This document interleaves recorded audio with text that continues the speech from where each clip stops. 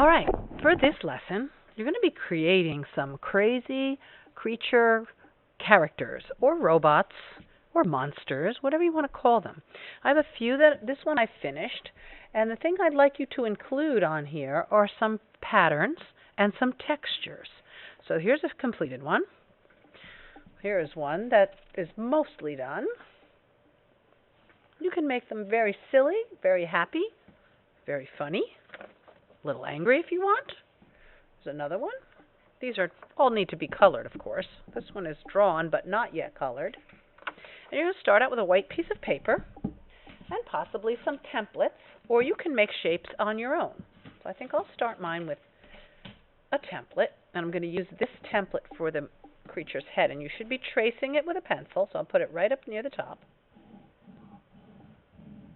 Go all the way around my shape carefully. And then I think I will add a body with, I think, a diamond. I'm going to take a square and I'm going to hold it like a diamond, and I'm going to trace the body like that. And then I'm going to use circles to make the arms. I think I'll draw my own neck, and I'm going to make circle arms. So this, I think I'm going to put one here. Then I'm going to overlap it, but I'm not going to trace the whole thing. I didn't trace there, and then I'm going to overlap it again. Then I'll do the same thing on this side. Make a next smaller one, and the next smaller one, and then perhaps some legs the same way. I think the legs will start out bigger. And then I'll draw one like this.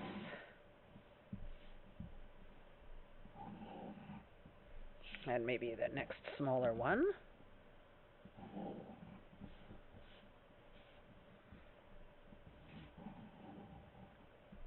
Okay, now I have a body with some arms and some legs. Maybe I'll use, while I have the circles, maybe I'll put two little eyes on.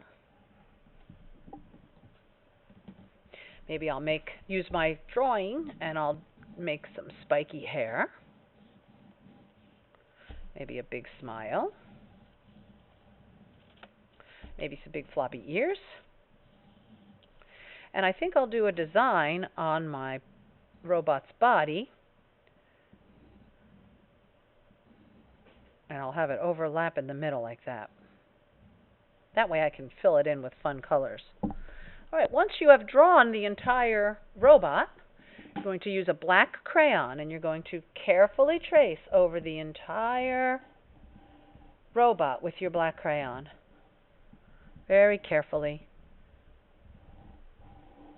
And if you'd like to, you can add some lines in the background. So maybe I'll put a line in the background like he's standing on the ground, and then there's a sky above him. And I'm going to keep going until this whole thing is outlined.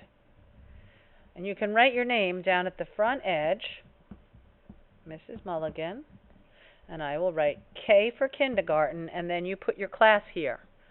Okay, it would be P for Polo, G for Gutierrez, C for Carson, and B for Burton. Now once I have them all drawn in,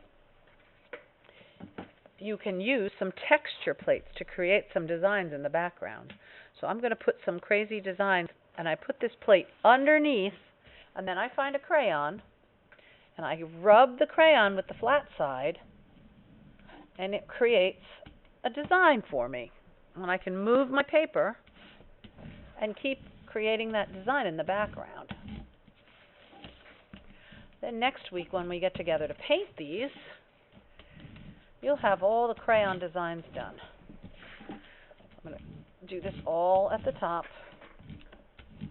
And then I think I'll switch designs, and I'll try a different one for the bottom. So I'm going to turn this over, lay it down on the bottom. Well, this makes nice spots. They're fun to use because you never know what your design is going to look like.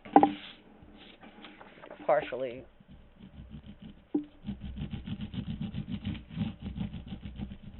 And then maybe at the bottom I'll take a different one and I'll put it down here for the edge, and I have a green crayon this time. coloring all textures in the background of my picture.